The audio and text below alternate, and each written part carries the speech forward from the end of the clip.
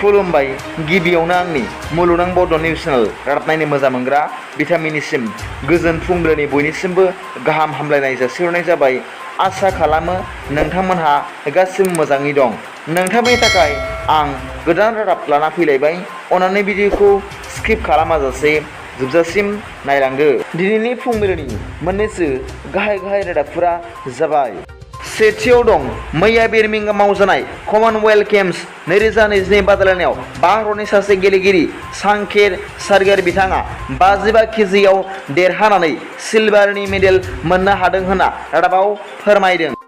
नैथियाव दं मैया 30 जुलाइ खालि चिरां जिल्लानि गयबारि गामियाव एबसुनि 26थि उदखारि बेरेखा सानखौ फालिदों होनना रादाबनिफ्राय मिथिनो मोन्दों।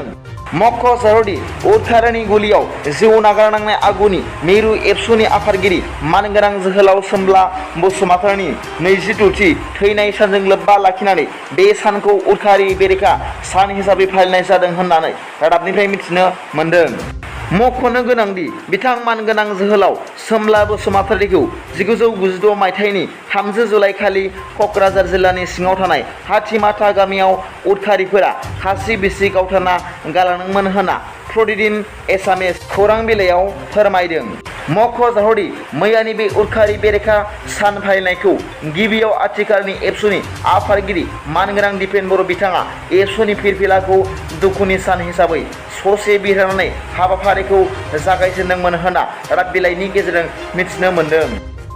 थामथियाव दं फैगौ भारतनि 75थि उदांस्रि सान हिसाबै फालिनो थाखाय आसामनि दारां जिल्लानि गंसे 1,40,000 नखरनि न'फोराव भारतनि गाहाय मन्त्रि नरेन्द्र मदिनि फोसावनाय आजादि का अमृत मिशन बादि गंफ्रोमबो नखरावनो भारतनि फिरफिलाखौ 13 आगस्तनिफ्राय 15 आगस्तसिम उरायहोनो थाखाय थि खालामबाय होनना रादाबाव फोरमायदों।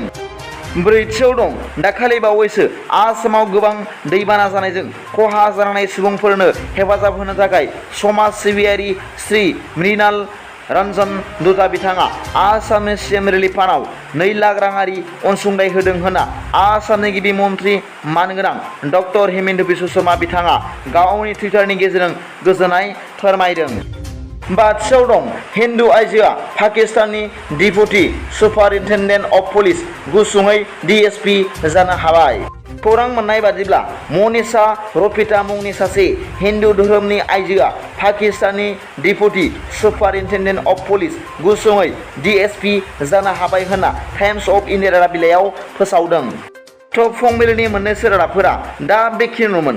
सोरबाफोर आंनि चेनेलखौ दिनैसो गोदानै नायसनदोंब्ला अन्नानै साबस्क्राइब खालाम आरो बेल आइकनावबो थुनानै हो, जाहाथे आं गोदान रादाब फोसावबाय थायोब्ला नोंथांनियाव सिगांग्रो नटिफिकेसन सौहैयो। गाबोननि फुंबिलिनि रादाबाव नोंथांमोनखौ गोसो गोथारै बरायहरनाय जाबाय। गोजोन्थों। एसेनोसै।